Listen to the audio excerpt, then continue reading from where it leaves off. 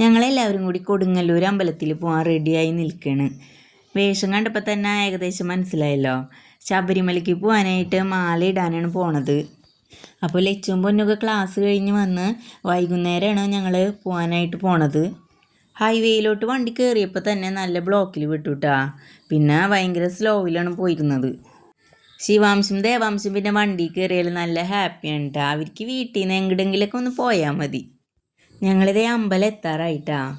ഓട്ടോയിൽ നിന്ന് ഇറങ്ങി കടയുടെ സൈഡിൽ കൂടെ പോയപ്പോണ്ടല്ലോ ലച്ചും എന്നും കൂടി എന്നെ ഒന്ന് അങ്ങോട്ട് തള്ളി. അത് പിന്നെ എല്ലാ പിള്ളേർക്കും ഇങ്ങനത്തെ കടയുടെ അടുത്ത് കൂടെ ഒക്കെ പോകുമ്പോൾ അവർക്ക് ഇഷ്ടപ്പെട്ടത് വാങ്ങണം തോന്നുമല്ലോ. വൈകുന്നേരം ആയതുകൊണ്ട് അമ്പലത്തിൽ തിരക്ക് വളരെ കുറവായിരുന്നു കേട്ടോ.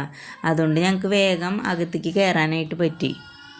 അമ്പലത്തിൽ കയറി മാല ഇട്ടതിന് ശേഷം കേട്ടോ ഞങ്ങൾ ദേവിയുടെ നടയിൽ വന്ന് തൊഴുതത്. തിരക്കില്ലാത്ത കാരണം നന്നായി തൊഴാനും പറ്റി. എന്നിട്ട് ഞങ്ങൾ പുറത്ത് ചുറ്റി നടന്ന് തൊഴുതു കേട്ടാ. അതിൻ്റെ ഇടയിൽ വെടിവഴിപാടിൻ്റെ സൗണ്ട് കേട്ട് 3-4 തവണ ഞെട്ടുകയും ചെയ്തു. അച്ഛനും അമ്മയും ലച്ചും പൊന്നും സുമേഷ് ചേട്ടനും കൂടിയാണ് മലയ്ക്ക് പോണത്. സുമേഷ് ചേട്ടന് ഈ വരുന്ന ഞായറാഴ്ച, അതായത് 23-ാം തീയതിയാണ് നാട്ടിലെത്തണത്. ഇപ്പോൾ ലച്ചും പൊന്നും 2ാമത്തെ തവണയാണ് മലക്ക് പോണത്.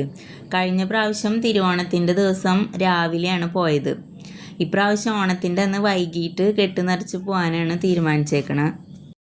ഞങ്ങളെല്ലാവരുടെയൊക്കെ തൊഴുതതേ തിരിച്ച് വീട്ടിലേക്ക് പോകാൻ പോവുകയാണ്. അപ്പോൾ ഇന്നത്തെ വീഡിയോ ഇത്രയേ ഉള്ളൂ.